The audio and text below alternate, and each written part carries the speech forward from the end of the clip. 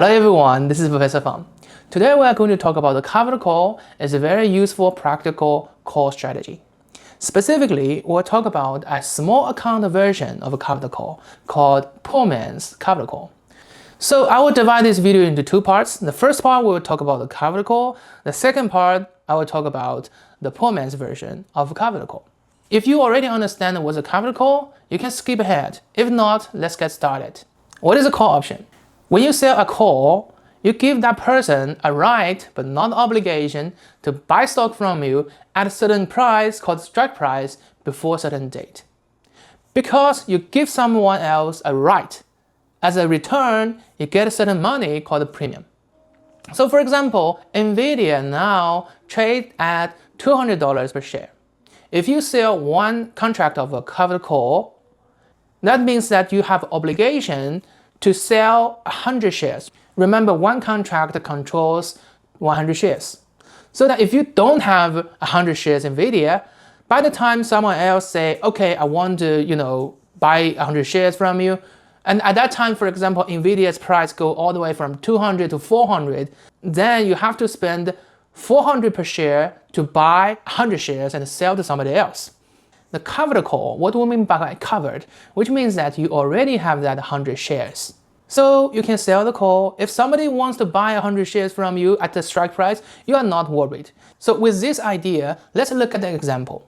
We can look at the example of holding 100 shares of Nvidia versus holding 100 shares of Nvidia and sell a covered call. So you see that Nvidia now trades at $200. And if you want to buy 100 shares of Nvidia, you have $20,000, right? We have three scenarios. If you simply hold the stock. Scenario one, if the stock go up to 205, you get $500 of profit. The second scenario is that the Nvidia go to $230 and you make $30 per share for 100 shares, you get $3,000 of interest, right? And then the last scenario is if the Nvidia stock price dropped to $190 and then you actually lose $1,000. And then look at this column. If we hold Nvidia stocks, we put $20,000 to buy 100 shares. But think about it, we sell a covered call which controls this 100 shares. And the strike price is $210 and mature in 91 days, which means if you sell that out, that person who buy your covered call will have the right but not an obligation to buy the stock at $210 from you within the next 91 days. And as a return, you get $1,215 as premium because you give somebody else the right but not the obligation. So we have three scenarios. If the stock go up to 205, you get $500 of profit simply because of the price move up, right? And you also get $1,215 of premium. You get it anyway, right? Totally, you get $1,715 of profit, right? But at that time, the stock price is only $205. The person who bought the option has no reason to exercise that call simply because the price at the market is lower than the strike price. And let's see another scenario when the stock go to $230. At that time, you do get the premium, which is $1,215, but because the stock price is higher than the strike price, the person who hold your call option has the motivation to exercise it because at that time, he can buy stocks at $210 from you, but the market price is $230. But you do get that $10 upward movement and you get another $1,000 of profit. So the total profit will be $2,215. As compared to holding the stock, you have $3,000 of profit simply because your covered call do give you a premium, but that premium give you a cap, which is that you can make at the most $10 per share during that period. And let's look at the down movement case, right? Down movement case, unfortunately, the price goes to $190, so you lose $10 per share. But you do get a premium. So at the end of the day, you actually make $215 simply because you sell a covered call and you get a premium. That looks very good, right? But the problem is that you have to put down $20,000 at the very beginning to hold NVIDIA's stock. What if your account is small? You only have, for example, $10,000. Can you still do that? The answer is yes. If you think this video is useful, please hit that subscribe button. But before I tell you the strategy, I want to let you know the mechanism. I will introduce two concepts. If you understand these two concepts, you understand the poor man's covered call. So first of all, the value of the option has two parts. One is called intrinsic value, one is the time value. So intrinsic value is the value the option already has right now. For example, if the NVIDIA is at $200 and you own a strike price of $100 call expiring today, that call's worth is about $100.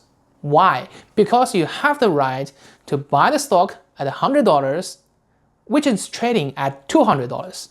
Simply because of that right, the intrinsic value is $100. What is the time value of an option? Let's say you have a call option expires 100 days from now, and the strike price is $200. And today, the stock is at $200.